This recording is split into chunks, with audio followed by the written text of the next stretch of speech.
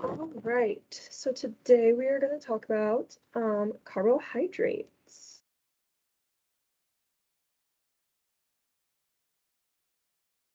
So what are carbohydrates?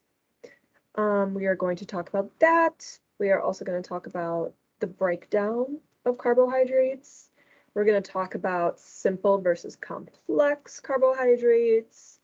How much does your body need, which will obviously vary by person.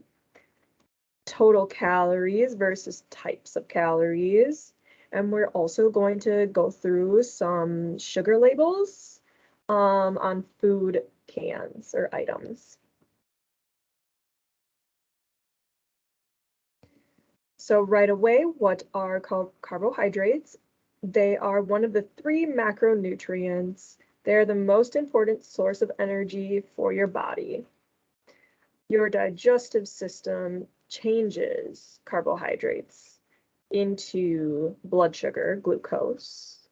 Your body uses the sugar for energy for your cells, tissues, and organs. It's going to store any extra sugar in your liver and muscles for when it's needed. So when you consume the carbs, they're going to sit there and wait until you need that extra energy, and then your body will take that and use it. The breakdown of carbohydrates. It's going to begin in your mouth. When you put a carbohydrate inside of your mouth, enzymes from the saliva in your mouth will break down the carbs. After you swallow food, it travels to your stomach, and the stomach is where digestion will begin. When the food is digested, the carbs, which is also the sugar and starches that is in the food, it will break down into a type of sugar called glucose. Continuing with the breakdown, the stomach and the small intestine absorb the glucose and then release it into the bloodstream. Once it is in the bloodstream, glucose can be used immediately for energy or again stored to use later. Again, just when you need it, your body will take it. Our bodies need insulin in order to use or store glucose for energy. Without insulin, glucose stays in the bloodstream and it'll keep our blood sugars high. So insulin is a hormone. It is made in the pancreas by the beta cells. Beta cells are sensitive to the amount of glucose in the bloodstream. So if someone eats something high in carbs, so a piece of bread, the glucose level in the blood rises. So the beta cells get triggered and the pancreas releases more insulin into the bloodstream. So here's just that breakdown that we just went through in pictures. So now you can kind of think about what we talked about and put it to a picture where it all starts in the mouth, to the stomach, the liver, and then the pancreas and the beta cells that are going to make the insulin. And then we're going to move on to the kidneys. So simple versus complex carbs, the 2 types of carbs. And it's all based on their chemical structure. So both types have 4 calories per gram, and both are digested into the bloodstream as glucose.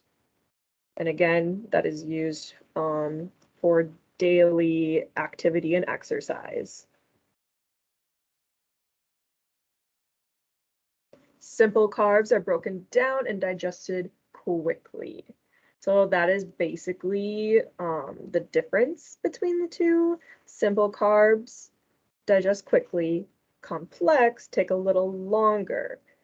So simple carbs are going to be found naturally in foods, sugar, and then vegetables, milk, and milk products. This also includes added sugar as well.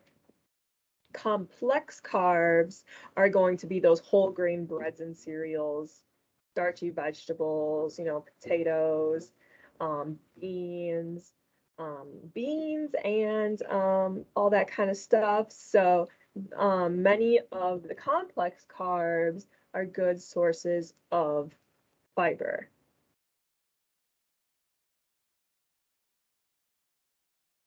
So excess amount of sugar. Fructose or high fructose corn syrup are two sugars found in many sweetened beverages and food. The human body is not made to consume excessive amounts of sugar, and especially that high fructose corn syrups. Your body metabolizes fructose differently than sugar. So it is a hepatotoxin and it is metabolized directly into fat. So it's not going to be used for energy. It's going to sit in your body and it's going to add up and be stored as fat. The effects of consuming too much sugar. So men are recommended to consume no more than 9 teaspoons or 36 grams per day, and women 6 teaspoons or 24 grams of added sugar per day. And here in America, we are consuming usually 3 times that amount. And then that's what gets stored as the body fat. So how much sugar is in your drink? Here are a few favorite beverages, and you can just look at how much sugar is just in that. So, if you're drinking like one of these, it could be your sugar for the day almost. Your added sugar for the day. Keep in mind, we're talking about added sugar. So looking at this, and if you're drinking one of these daily, you are most likely consuming too much added sugar.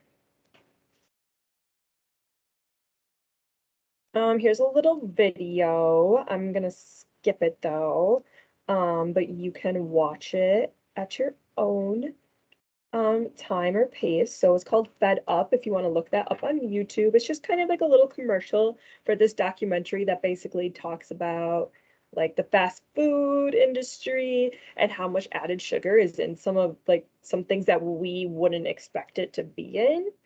And that us just in America, we need a change because there's no reason to have all this added sugar and our ketchup, our other condiments, all that kind of stuff. So again, if you want to watch this, you can go on YouTube and look up Fed Up trailer and watch it for yourself. But for time purposes, we're going to keep going. Effects of consuming too much sugar. So here is a long list of things that can happen if you have too much added sugar. So it's supposed to say liver damage, dementia. This is all just, an overview of what could happen. Obviously, type 2 diabetes, hypertension, polycystic ovarian syndrome. So a wide variety of things can happen with this consuming too much sugar. So total calories versus type of calories.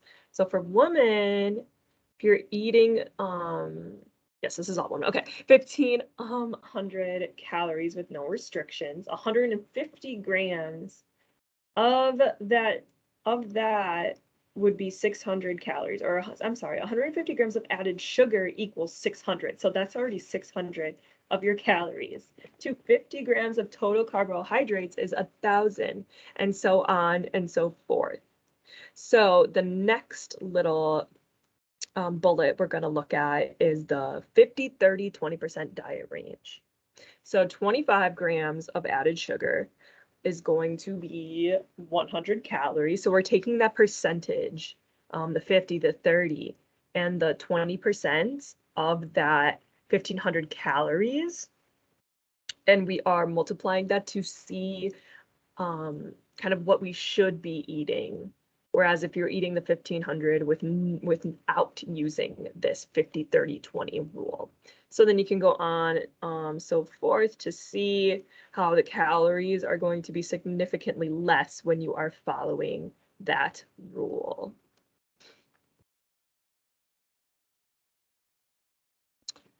All right, sugar on food labels. So we're gonna look at some food labels and try to identify added sugars. Sugar has more names than just, than just sugar, or those just ending in ose. So like sucrose. Other names can be molasses or cane sugar, and it sounds like healthier, right? But it is still sugar. Raw sugar is another one, or honey, that might sound healthier, but it is not. Another big one we have to watch out for is those fruit juice concentrates, or just your juices in general have a ton of added sugar, even if they are marketed as more natural. You still need to check for those added sugars. All right, so we are looking at a Snickers. So we're looking in here, right there, it actually says sugar. Let's see here. There's also the soybean oil that you want to look out for. That can also add, or too much of that can also add up. And there's also corn syrup in there, and the soy. Yep. And that is just for a Snickers. Next, a Coke. So let's see. So on this one, they have, I think it's high fructose corn syrup. And usually where it says sugar 65 grams, right below it, it would say added sugars, and it would tell you how many added sugars there are, but I do not see that on here, which is interesting. So, look over to the side and you'll see that high fructose corn syrup is the second ingredient on here.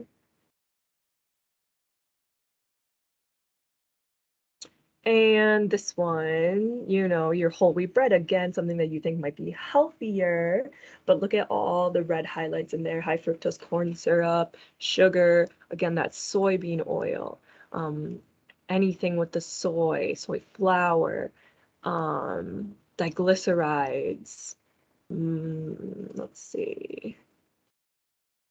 So all those highlighted are just not the greatest, and they're going to add all this sugar. And I know it's a lot of words, but if you kind of stick to like the fructose and all that, recognizing the soy, recognizing the diglycerides, you'll be able to kind of detect what you're eating. And here are some references.